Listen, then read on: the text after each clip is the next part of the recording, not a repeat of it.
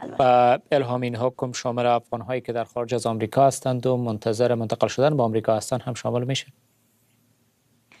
بله، افغان‌هایی که در کشورهای مختلف مثل پاکستان، قطر، ترکیه و تعدادی کشورهای سوم دیگر منتظر این هستند که زودتر به کشور مقصدشان که آمریکا هست منتقل بشن هم هست و خب تا کنون مقامات آمریکا اعلام کردن که حدود 40,000 پرونده فعال افغان‌ها در جریان هست که از این میان 10,000شان نتیجه این که ویزای خود را دریافت کرده بودند و منتظر این بودند که چه زمانی پرواز دریافت میکنن.